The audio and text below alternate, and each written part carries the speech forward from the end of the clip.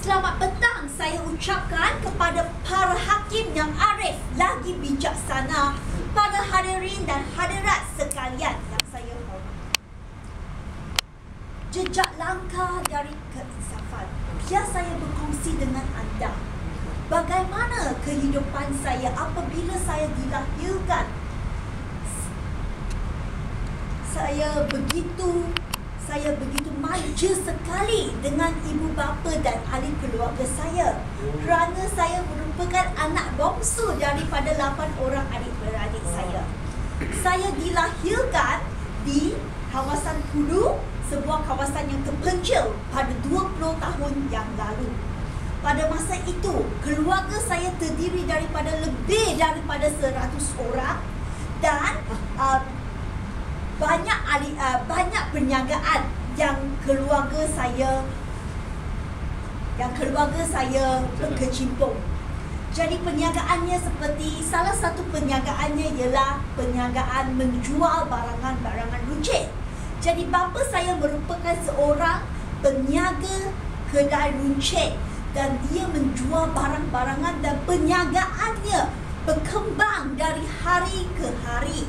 Dan saya merupakan anak bongsu dan emak saya berkata, Selin, anda tidak perlu bimbang. Jika anda hendak berapa wang, anda hanya beritahu saya dan saya akan berikannya kepada anda. Jangan bimbang pasal wang. Berkenaan dengan pendidikan juga, anda suka hati terpulang kepada anda. Kalau anda suka hendak belajar, sambungkannya. Kalau anda tidak suka belajar, tidak mengapa, anda boleh duduk di rumah dengan senang hati menonton televisyen. Jadi kehidupan saya begitu selama sehingga bapa saya meninggal dunia apabila saya berumur 17 tahun. Barulah saya sedar, wow, saya punya orang yang saya mendampingi selama ini sudah hilang. Dan mulalah saya mendampingi ibu saya. Ibu saya tidak begitu teliti dengan saya. Dia hanya memberi sahaja apa yang saya hendak tanpa memahami keperluan yang perlu diberikan, terutamanya pendidikan kewangan dan nilai-nilai murni yang perlu dipupuk dalam diri saya sebagai menjadi seorang manusia yang berguna dari hari ke hari.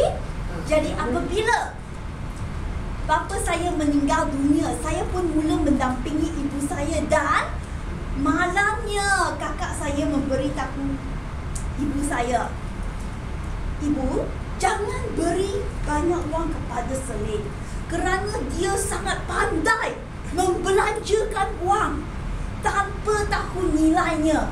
Itu memang benar dan saya memang bersetuju dengan kata-kata kakak saya, kerana pada masa itu apabila saya berumur 17 tahun, anda fikir bila saya pergi ke Lotte, berapakah wang yang saya belanjakan hanya untuk pakaian dalaman saja? 1,000. Betul, tekaannya tepat. Saya membelanjakan wang sebanyak RM1,000 untuk membeli pakaian dalaman sahaja. Dan makanan saya sebanyak RM50 satu kali makan, bukan satu hari. Jadi saya punya kelakuan begitu sekali pandai membelanjakan wang tanpa tahu nilainya. Dan saat ini apabila saya bekerja pula, pekerjaan pertama saya bekerja di firma peguaman sebagai penolong setiausaha syarikat. Gaji saya begitu kecil sekali, hanya RM900 dan ia tidak mencukupi. Emak saya berkata, jangan bimbang, anda tak ada wang tak mengapa, suka hati anda. Kalau anda tak ada wang, saya berikannya sahaja. Jadi saya pun okey, terima kasih. Saya sangat suka wang itu dan saya ambil dan saya pun pergi beli lagi. Jadi tabiat saya dari sehari ke sehari semakin tak berubah. Jadi apabila saya mula bekerja, barulah saya tahu wang wang itu sangat susah hendak dicari. Dan apabila saya bekerja, saya menghadapi pelbagai cabaran. Contohnya, saya bekerja, saya punya majikan kata, Selin, kamu kena buat ini, dan atur segalanya untuk saya. Saya tidak mendengar cakap.